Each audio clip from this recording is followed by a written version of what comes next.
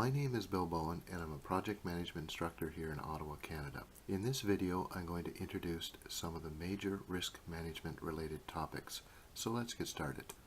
Risk management is all about managing the uncertainty that surrounds a project plan. Most of the topics in the project plan deal with how we're going to manage the areas of the project that we are certain about.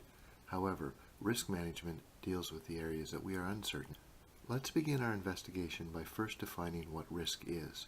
Many of us view risk as a threat, events that might happen, and if they do, they would have a negative consequence or impact. While this definition is not incorrect, it is not a complete definition. Risk represents uncertainty within our project. We create our project plans to address the most likely project environment, but there is always a chance that things will not go as planned. If things might go worse than planned, we call these events threats. If things might go better than planned, we call these events opportunities. Threats and opportunities represent the project uncertainty, and it is this uncertainty that collectively we call project risks.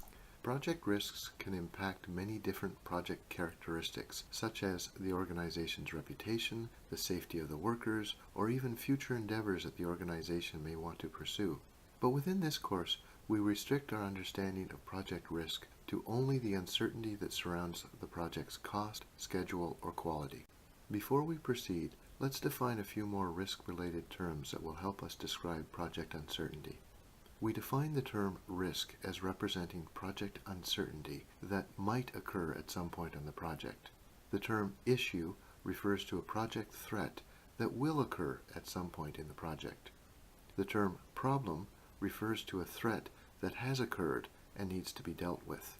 We also define the term opportunity as being something that holds either current or future potentially beneficial outcomes. Other risk-related terms include risk appetite. This term refers to the amount of risk that the project is willing to accept in anticipation of a reward. Risk tolerance. This is the degree or amount of risk that a project is willing to tolerate as long as the impact of the risk can either be transferred or mitigated. Risk threshold. This term refers to the project risk limit, the point where the potential downside of the risk outweighs the potential benefits of the uncertainty. Risk probability and impact are very important in defining a risk. The terms probability and likelihood, which are usually used interchangeably, describe the odds of a risk event occurring. The terms impact and severity, which again are often used interchangeably, describe the effect that the risk will have on the project. Let's look at some of the basic classifications of risk. Risks can often originate beyond the project's direct control. This would include threats such as theft, fire, equipment failure, or storms, all of which can cause financial loss or schedule slippages on our projects, unless we can anticipate and manage these threats. External uncertainty can also bring opportunities to the project. For example, we might find an unexpected sale on the supplies that we need, which would lower our overall costs, or perfect weather conditions, which will allow the project to be completed ahead of schedule. However, we can only benefit from these opportunities if the project's in a state where we can take advantage of these opportunities. Another classification for risk on a project are known hazards that need to be safeguarded against. Many potential hazards can exist on a project. For example, web servers may have known vulnerabilities, or construction sites might have open pits in them. Projects need to take precautions against these hazards and put safeguards in place to protect the project. However, no set of safeguards are perfect. Under certain situations, our safeguards may break down and allow hazards to cause loss and damage to the project. Therefore, the risk that hazards pose to the project is directly dependent on the effectiveness of the project's safeguards. To manage risk on projects, we need a risk management process. The illustration on the screen shows one example of an ongoing risk management process that could be used throughout a project's life cycle. New risks are identified, risks are analyzed, risk plans are put into place to manage those risks, funding requirements to deal with the risks are determined, and of course, the status of the risks are monitored throughout the project. When risks do occur, they are responded to, stakeholders are kept informed of the risk-related events, and the risk profile to the project is updated. Eventually, of course, risks can be retired. While I know different interpretations of the risk management model exist, Let's use this particular one to explore risk management. Keep in mind that risk identification is not restricted to the beginning of the project. It is an ongoing activity throughout the project's life cycle, as the project's risk environment is constantly changing. This illustration shows how the number of potential risks will decrease as the project proceeds, but the potential impact of those risks can increase. Let's try and understand this phenomenon. Risks that occur at the start of the project usually do not have a big impact on the project, as the entire project lies ahead, which gives lots of time to fix them. Risks that occur late in the project can have a much bigger impact. For example, if during the initiation phase of a project it was determined that the requirements were not complete or fully understood, this issue could easily be fixed once it was discovered. However, it could be catastrophic to find out near the end of the project that the original requirements were not complete or fully understood. The project may not be able to recover from this. A good place to start identifying risks is to examine the project plan, project charter, and other project-related documentation. A review of the project's scope, deliverables, related tasks, and assumptions can be very useful in identifying uncertainty. Also, considerable information might exist from outside the project. An examination of industry trends or earlier feasibility studies might also reveal project uncertainty. Risk identification often relies on the critical thinking ability of the project manager, combined with consultation and interviewing team members and other subject matter experts. To help guide in the risk identification process, the PMBOK guide offers several models that can be used as a starting point. Shown here is one approach that the PMBOK guide offers. It divides the project up into logical risk categories and provides some common sources of risks within each of these categories. By examining and reflecting on what type of risks the project might have within each of these categories, the risk manager ensures that potential risks from all areas of the project have been considered. Of course, many different risk category models exist. In this illustration, the risk categories have been established based on the phase that the project is in. This different approach to risk categorization has its own strengths and weaknesses. A risk manager may need to combine several different models to ensure that all areas of potential risks have been explored. The more risk category models that you become familiar with, the more effective you will be in identifying risk. You can combine these general risk category models with standard approaches to risk information gathering from the stakeholders on your project. Many risk identification techniques are introduced in the PMBOK guide. Let's take a quick look at each of them. There is no magic approach to risk identification. One of the most common risk identification practices is to simply consult with the team members, subject matter experts, or other project-related stakeholders. The goal of this consultation is to find out what the various stakeholders view as the main uncertainty within their areas of expertise on the project. Methods such as interviewing, brainstorming, surveys, or the Delphi technique can be used as part of these consultation processes. To aid in your risk consultation process, you can use techniques such as SWOT analysis to help focus the discussions. The SWOT approach simply involves examining the project's known opportunities and threats and exploring how to best utilize the project's strengths and weaknesses to take advantage of the opportunities and overcome threats. Another approach to risk identification is to conduct literature research, either within the organization by examining lessons learned from similar projects or drawing upon information from outside the organization by reviewing industry trends or standards. Understanding what happened on similar projects may give you insight into the uncertainty within your current project. You can also use risk exploratory techniques such as a cause and effect diagram. Within this technique, you identify a risk outcome and then consider what risks may contribute to this outcome. Once the risk has been identified, you then consider what factors or reasons may cause this risk event. Let's see how this works. In this example, we consider the outcome of failing to meet our schedule. I then begin to identify the various risks that might contribute to that outcome. As you see, we have identified vendors, equipment, technology, the customer, our facilities, and even legal issues as being potential risks that could cause this outcome. We then dig deeper to find the reasons or causes that might trigger these risks. Most often it is easier to manage the factors and root causes of risk than it is to attempt to manage an outcome that could be the result of many different risks. Cause and effect diagrams are also called a fishbone diagram. Can you guess why? If you let your imagination take control for a second, you will see that a cause and effect diagram can look a little bit like the bones of a fish. Your risk identification techniques should be focused on identifying risks at the third level of your work breakdown structure, the project task or activity level. It is rarely beneficial to simply associate a risk with a project in general. There are numerous advantages for doing this. You establish a clear link between the task and its associated risks. Depending on which tasks are being executed on the project, you can determine the project's risk profile.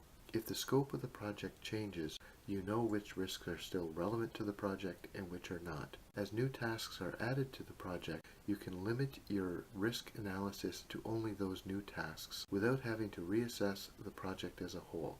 So we have looked at a number of risk identification methods, but simply identifying risks is not enough. We need to be able to analyze the risks. This brings us to the next step in our risk management process, which is risk analysis. In this step, we need to be able to determine the likelihood and impact of the risk and have some way of prioritizing which risks the project will actively manage and which it will not. In this step of the risk management process, we determine the likelihood and impact of each of the identified risks. Two general methods of analyzing risk exist. We can either quantifiably or qualitatively analyze the risk. Quantitative methods rely on the analysis of the project's available numeric data. This approach can only be attempted if sufficient supporting data exists. Alternatively, we can use qualitative analysis, which is based on more subjective insight and experience. While qualitative analysis is usually harder to quantifiably justify than quantitative analysis, it is often easier to do, and on many unique projects, it may be the only method available. Let's first look at a few qualitative methods. Let's start by looking at the Monte Carlo approach. As the name suggests, this approach was developed to understand the uncertainty surrounding games of chance, the types of games that could be found in the casinos in Monte Carlo. The illustration on the screen shows the probability of any dice roll and how it can be quantitatively determined. If the parameters of uncertainty can be defined, then this same approach can be used to determine the likelihood of occurrence of other events. We can use the Monte Carlo method to assess the likelihood of an event occurring, as long as we know the parameters of uncertainty. Let's use an example of a call center to examine this concept. If a call center has 5 staff members who spend between 3 and 8 minutes per caller, and let's assume that the call center receives up to 3 calls per minute, what is the likelihood of a caller being left on hold for more than 10 minutes? Assuming that we know the likelihood probability curves for both the callers and the duration of each call, then we could use the Monte Carlo simulation approach to quantitatively determine the chances that a caller would be left on hold for more than 10 minutes. As part of this video, we're not actually going to create this simulation, but hopefully you can see how you could determine the risk likelihood as long as the parameters of uncertainty were well understood. There are many different types of quantitative analysis. Decision trees is another way to conduct quantitative analysis of uncertainty when all contributing parameters are known. This method assesses the outcome of 2 or more potential decisions when the uncertainty within the decision is well known. Let's see how that works. Let's examine a case where a project is deciding between implementing one of 2 options. They can either go with the less expensive option, but one that only has a 50% chance of delivering on time and a 50% chance of delivering 30 days late, or they can pick a safer but more expensive option, one that has a 90% chance of delivering on time and only a 10% chance of delivering 30 days late. Now suppose the project will suffer a $1,000 a day late penalty if they do not deliver on time. After considering the uncertainty related to the different options, which option is most likely to cost less? This image shows how the uncertainty in each option can be calculated to determine the likely outcome for each option. Feel free to pause and examine the math, but the result is that we find the safer option, while being initially more expensive, is actually likely to cost less than the initially less expensive but riskier option.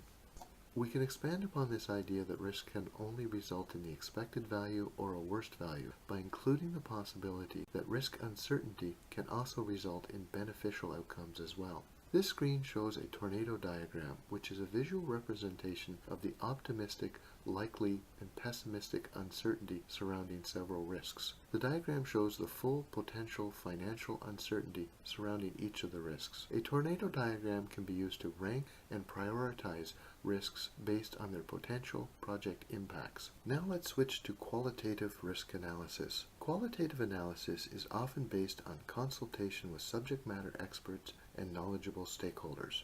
Given the subjective nature of qualitative analysis, it is important that a commonly understood framework is used in determining each risk's potential likelihood and impact. So how do you define a risk's likelihood and impact? A risk's likelihood represents the odds that the event will occur. In qualitative analysis, you sometimes see likelihood defined in purely subjective terms, such as shown here. However, by itself, this type of scale is open to interpretation, with each of us likely having our own definition of what the various terms mean. Without formally defining the probability range associated with each of these terms, each of us might interpret them slightly differently, leading to a different interpretation of the likelihood of each risk occurring.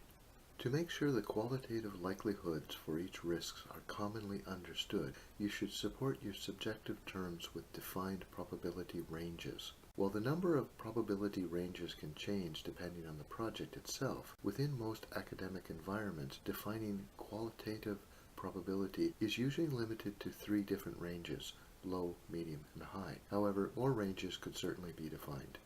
As with the probability scale, you need to also define your impact scale to be something appropriate for your project. The PMBOK guide presents an industry best practice approach in Table 11-1 that shows how risk impact can be mapped to the various project objectives. What is presented in this table is an example only. You can use this approach by defining risk impacts on the various project characteristics by tailoring this table to be something appropriate for the project you are working on. Within an academic environment, it is often acceptable to use a simplified impact table that demonstrates this approach without this level of complexity. Next, we will look at the need to prioritize risks. Why do we need to prioritize?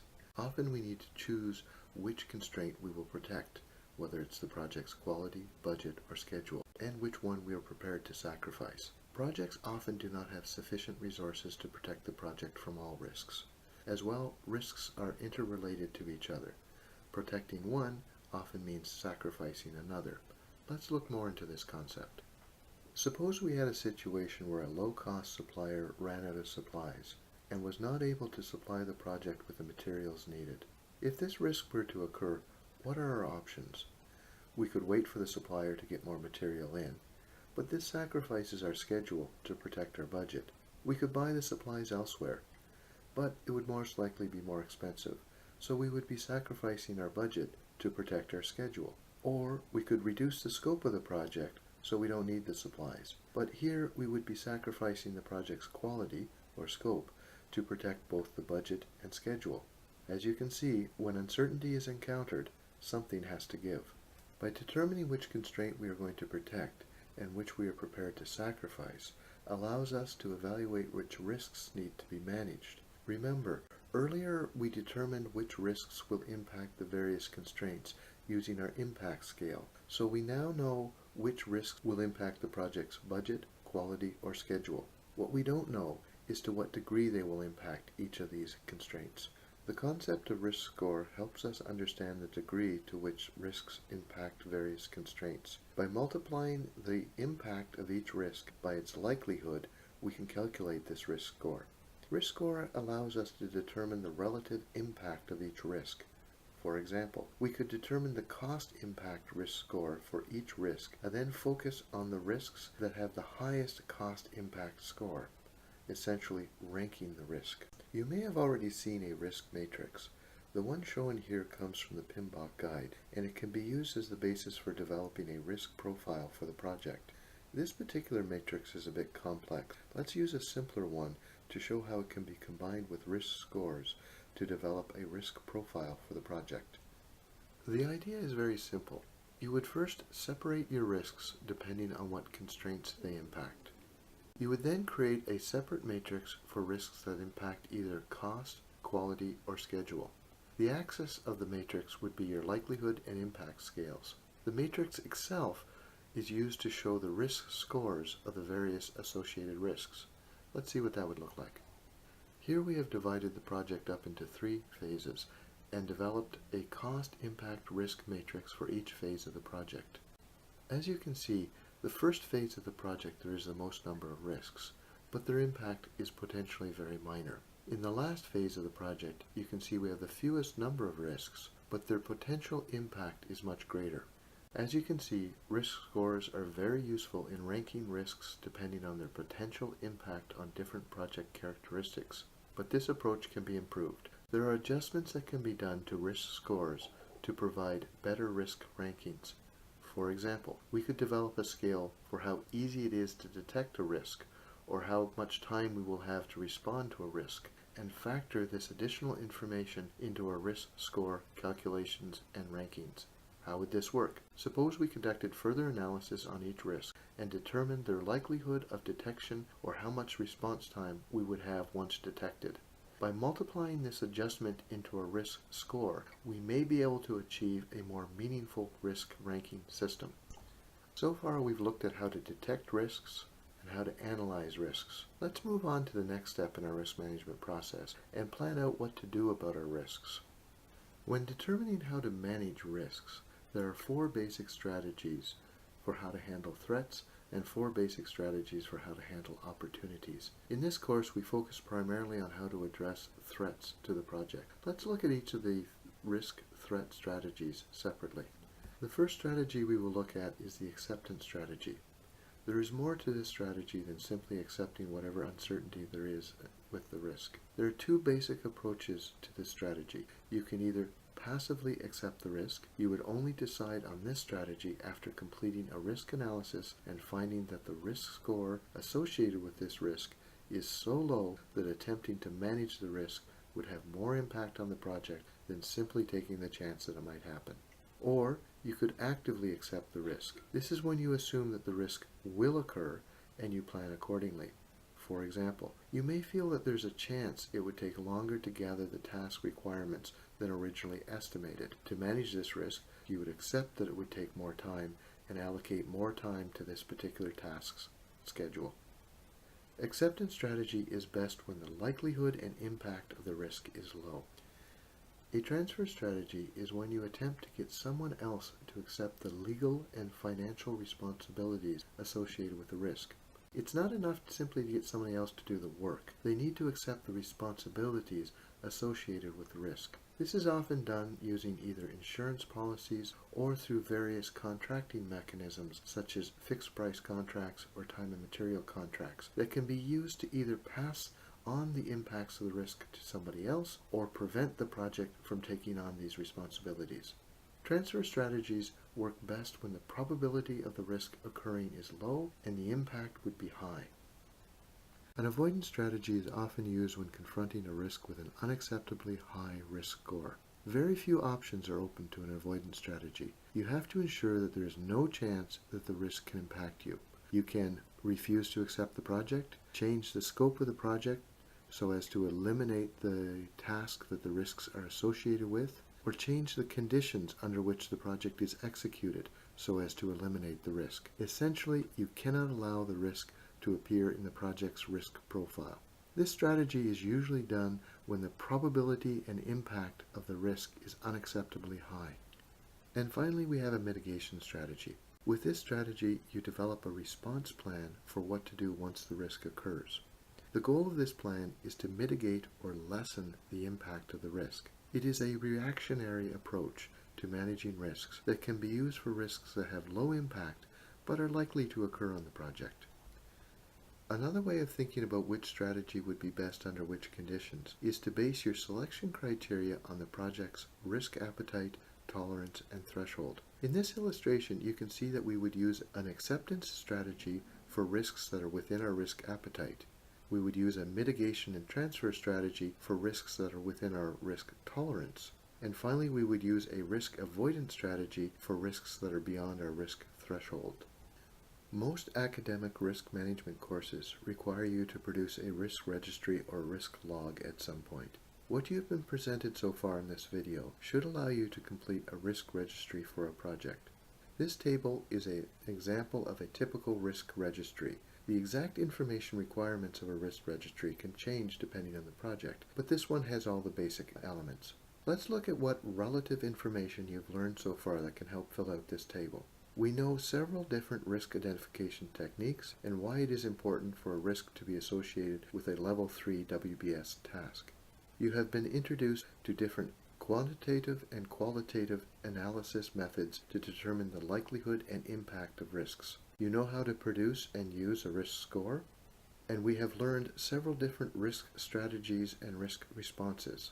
While you may not have learned all the information needed to complete a risk registry, you should be well on your way to being able to develop one. So let's move on to the next step in the risk management process. As you know, nothing gets done on a project unless it is funded. So let's look at the important step of determining how funding for risks on projects is done.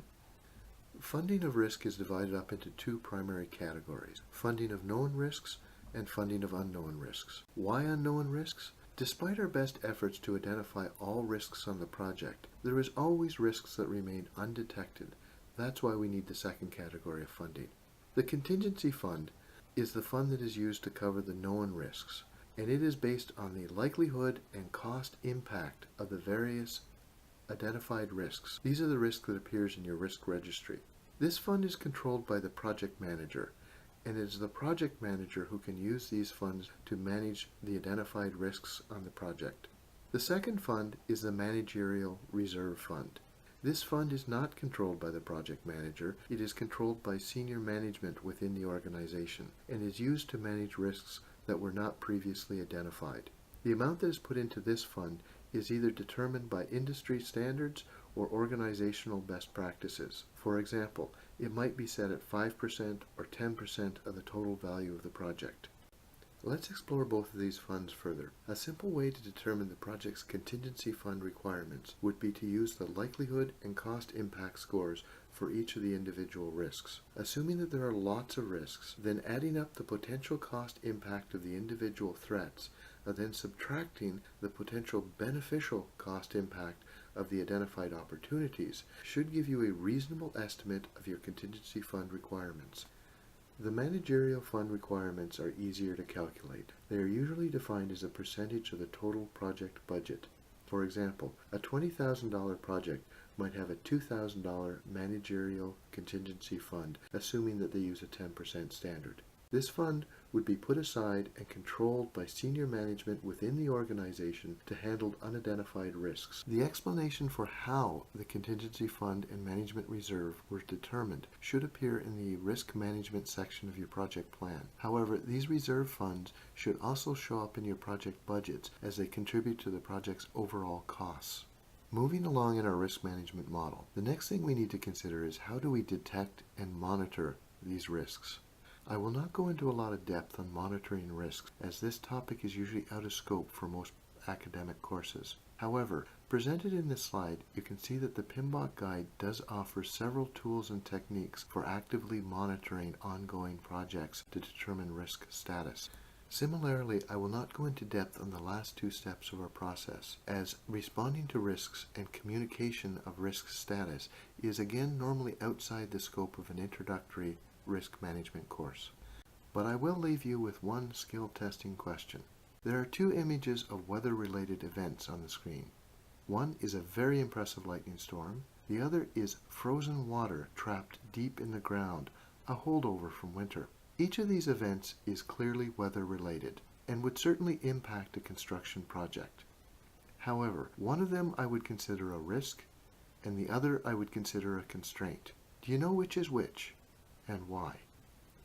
I would consider the lightning storm to be a risk, as it is an unpredictable event that introduces uncertainty into the planning process. However, the ice trapped deep in the ground is predictable. It occurs during the winter and a few weeks into the early spring.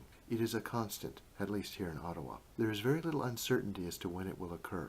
This type of weather event can be thought of as a constraint, as it limits or restricts when construction can occur, and it is a known and predictable event. That was a quick walkthrough of risk management, and project uncertainty. I hope that you found it useful and that it provides you a starting point to begin further studies into risk and risk management. My name is Bill Bowen, and if you're a student of mine, I look forward to providing you feedback on your assignments.